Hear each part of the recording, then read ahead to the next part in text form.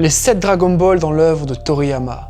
Les 7 boules de cristal dans l'œuvre d'Hergé. On dirait que l'archétype des 7 sphères magiques traverse les âges, les pays et les auteurs. Mais quel secret renferme-t-elle? Et si Tintin et Sangoku portaient chacun à leur façon un message initiatique ancien codé depuis des siècles? Mais avant qu'on se lance ensemble dans la quête, tu dois savoir quel type de héros tu es. Es-tu plutôt un gardien loyal comme Adalbert Steiner? Une âme unique comme Luna Lovegood, Willy Wonka ou encore Kanye West? Un sage penseur comme Léonard de Vinci, Albus Dumbledore ou Jules Verne? Un leader indomptable comme Wolverine, Suge Knight ou 50 Cent? Un pacificateur comme Jésus, Bouddha ou Nelson Mandela? Ou encore une âme bienveillante comme Mère Teresa, Hagrid ou Faustine Boller? Le test comporte 9 archétypes et va te permettre d'identifier le tien. Tu vas prendre conscience de ton système de valeurs et de ce qui t'anime profondément, des héros, artistes et célébrités qui sont comme toi, des pièges à éviter quand on a ce profil de personnalité en particulier, de tes forces et tes super pouvoirs sur lesquels tu vas pouvoir te reposer pour briller sur le chemin de ta légende personnelle. Et enfin, des actions concrètes pour maximiser ton talent. Tout ça, c'est offert, t'as le premier lien dans la description. Maintenant, on va pouvoir se pencher sur le mystère des 7 sphères magiques.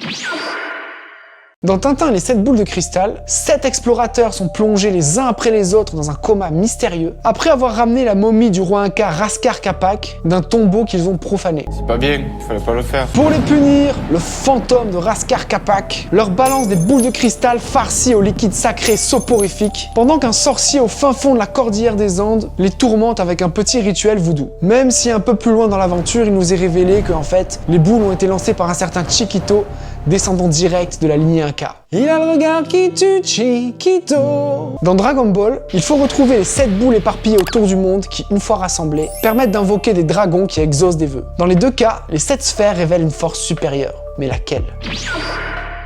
Le chiffre 7 est bien plus qu'un nombre sacré. C'est un seuil, un passage, un code vibratoire inscrit en l'univers et en nous. C'est un chiffre qui est omniprésent. Les 7 jours dans la semaine, les 7 notes dans une gamme de musique, les 7 chakras dans l'hindouisme, les 7 couleurs de l'arc-en-ciel, les 7 sceaux de l'apocalypse, les 7 métaux en alchimie, les 7 étapes dans le grand œuvre. Ça fait beaucoup là, non? Dieu a mis 7 jours pour créer le monde, même si je crois que le dimanche il se reposait parce qu'il y avait téléfoot. Les 7 Horcruxes dans Harry Potter. Blanche-Neige et les 7 nains, et bien évidemment, les 7 péchés capitaux. Le 7 symbolise l'union entre le ciel et la terre. L'union entre le 3, qui symbolise l'esprit, le ciel, le divin, l'invisible, le triangle céleste, la Sainte Trinité, avec le 4 qui symbolise la terre, la matière, la manifestation, les 4 éléments, les 4 saisons, les 4 points cardinaux. Et naturalmente la pizza 4 formaggi. Le 7 devient donc l'alchimie des contraires. C'est un pont entre le visible et l'invisible, entre ce que tu vois et ce que tu ressens, le tangible et l'intangible, entre ce que tu crois être et ce que tu peux devenir. Et dans chaque quête initiatique, qu'elle soit réelle ou imaginaire, le héros traverse 7 étapes,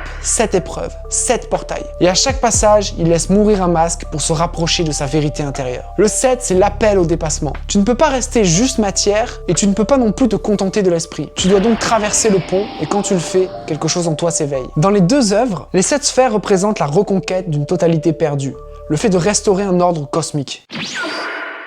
Chaque Dragon Ball porte un nombre d'étoiles de 1 à 7. Mais si tu regardes à travers le prisme de l'alchimie, tu comprends que ces étoiles sont pas là pour faire joli. Dans les traditions hermétiques et alchimiques, le monde est régi par 7 planètes visibles à l'œil nu. Chacune reliée à un métal, un archétype énergétique et une partie de l'âme humaine. Chaque Dragon Ball serait donc l'équivalent d'une planète intérieure à activer. Pour réveiller Shenron et ses copains les dragons cosmiques, les 7 forces doivent être réunies et harmonisées. Quand les 7 Dragon Ball sont rassemblés, une lumière jaillit et le dragon apparaît pour exaucer un vœu. C'est exactement ce que vise l'alchimiste à travers le grand œuvre. L'union des 7 énergies intérieures pour donner naissance à l'or spirituel. Shenron, c'est pas juste un dragon, c'est le gardien d'un trésor intérieur, celui qui n'apparaît que quand tu es aligné. En fait, c'est une initiation cachée. Chaque combat, chaque épreuve élève Goku sur le plan énergétique. Et à la fin, il devient Super Saiyan, une transmutation de l'être.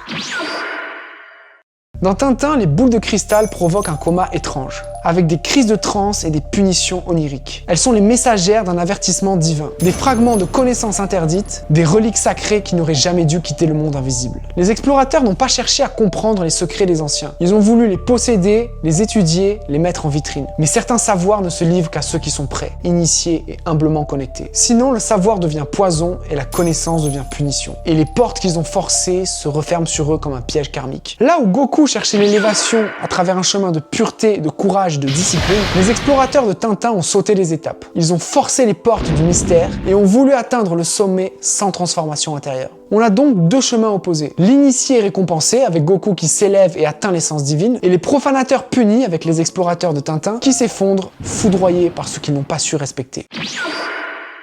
Ces 7 sphères sacrées, en fait, c'est toi qui dois les réunir. Elles représentent les 7 parties de ton être à harmoniser. Et si tu les rassemblais, tu pourrais toi aussi exaucer un vœu. Pas par magie, mais en manifestant à travers ton alignement intérieur.